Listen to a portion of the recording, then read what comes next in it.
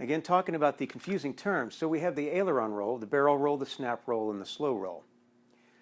Again, the confusing part in aerobatic competition is that the Bob Hoover Smooth 1G aileron roll doesn't exist in competition, and neither does the barrel roll. But the snap roll and the slow roll do. And the confusing thing that we do in competition is that what's called the aileron roll is really the slow roll.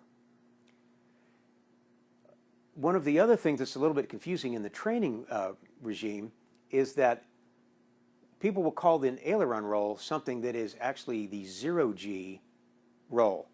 And so, but the 0G aileron roll and the 1G aileron roll, you start with the pitch up first and you stay coordinated. In both cases, they are coordinated maneuvers, and so the ball should stay in the center the whole time. If you look at the video of Bob Hoover pouring iced tea while he's upside down, you not only notice that he maintains 1G on the airplane so the iced tea stays in the glass. If you look at the video again, underneath the drink platform there's a long string with a white ball, and Bob Hoover stays so coordinated that he does not let that ball hardly move side to side. So that's one of the judging criteria that you can use to decide if this is an aileron roll or not, is that aileron rolls, whether they're 0G, sometimes called the primary roll, or 1G, like Bob Hoover does it, that they are coordinated maneuvers. The slow roll, on the other hand, is not coordinated, and I'm going to show you that here in just a second. So when I mean aileron roll, I'm talking about something where you pitch up first,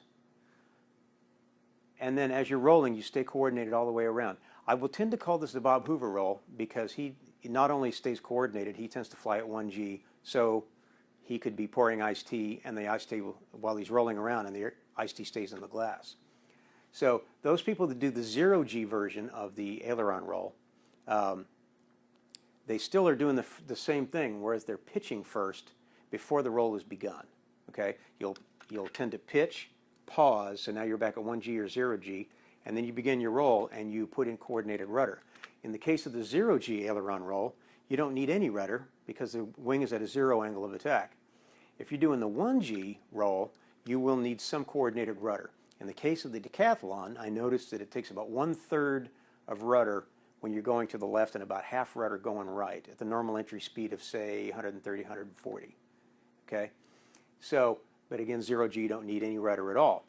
So compare this, which is a coordinated maneuver. So this is a nice ride for a passenger because the ball is in the center all the way around. Advance. This is the slow roll, and you are not coordinated throughout this maneuver. Now the judging standard is center of gravity track. While you're not only in upright flight, but in knife edge flight, inverted flight, back to your second knife edge, through your inverted, also between the two knife edges, and then back to upright flight at the finish. Okay? So you see in the representation here of a decathlon that as you get into knife edge flight, you need to step on top rudder so that as the airplane is going horizontally, that your center of gravity dot tracks this horizontal line. And then as you get into inverted flight, you look how high you have to have the nose up so that the lift that you're creating with the bottom of the wing now, that you have the angle of attack necessary so that the airplane has enough lift created from the bottom to maintain level flight.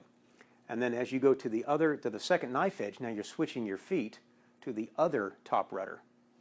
Okay? And then as you're rolling back around, you're finishing back in the level attitude that you need to maintain level flight.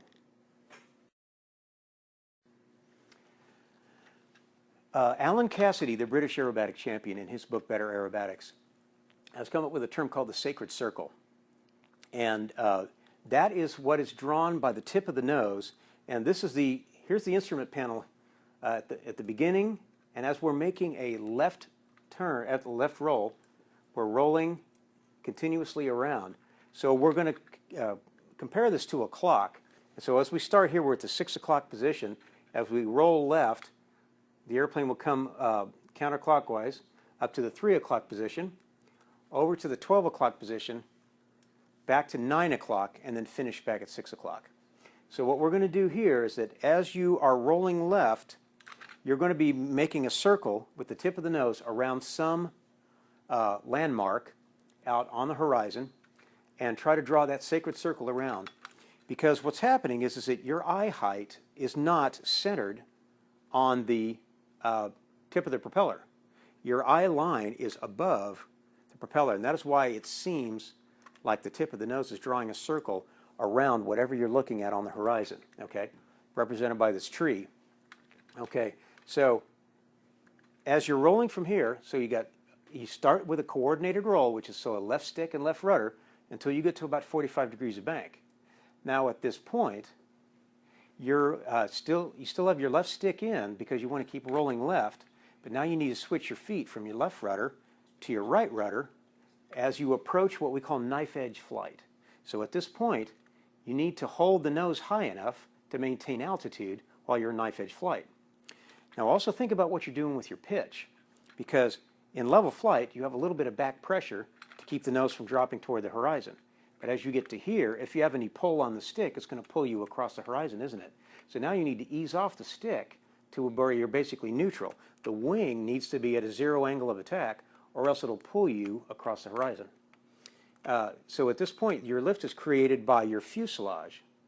And by giving the fuselage a positive angle of attack to the, actually let me do it this way. By giving the fuselage, which is your airfoil shape, a positive angle of attack to the oncoming relative wind, now the lift is created here, and that's going to hold you up against gravity, while your wing is not doing any good for you now because it's in perfect knife edge flight.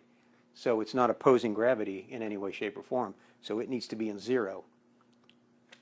So at this point, so you're going from back stick to a neutral, and then here you need to push enough to where you're at a high enough nose attitude to hold level flight. So now you're at -1 G, the blood is rushing to your head, and it's quite uncomfortable. Over here, since you're stepping on top rudder, you're going to be falling to the low side of the airplane. Okay, so the ball will definitely not be in the center. Same thing when you're on the other knife edge. Now you need to switch feet and step on the other top rudder, or the sky rudder, to maintain your altitude. So this is definitely not a coordinated maneuver. It's not fun for a passenger, but this is how you perform the slow roll segment. And the other thing too is that here's a little trick. A lot of people, what they'll do is that when they're trying to finish the roll, the airplane will tend to drop toward the ground, even though they're stepping on a lot of top rudder, and it will tend to finish off heading to the right every time. And that's because they're not rounding out this portion of the sacred circle. And it's a very frustrating thing, but if you will, when you get here, don't switch your feet at the 12 o'clock position. Let the airplane go down to about 10:30 to when you switch your feet from this rudder to this rudder. You know, whichever one's pointing at the sky. So wait till that point. And then right about here, just a little bit of a push out will, and again, if you need to push towards your feet at this point, because that's where you want the nose to go, right? And that will round out this portion of the circle. And if this portion is as round as this portion here, then when you finish, you'll be back on your original heading.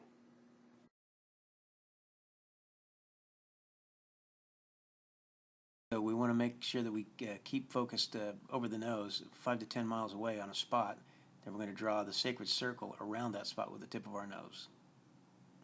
This one's kind of fast and didn't require a lot of rudder orientation. Yeah. Opposite direction, again, kind of fast, not requiring a lot of rudder, more ballistic, but we're staying at the same altitude. Right. And actually, when you start learning these, you want to try to do them really slow. This is a little slower, like that. And you see the nose is coming up, and how the top of the cowling is describing your so-called sacred circle. This will be around the opposite direction. Again, the nose comes up.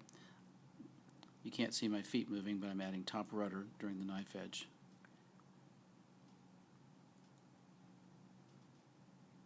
Okay, next is going to be the loop. So back to safety turns. Make sure you clear the area before you do each of your maneuvers.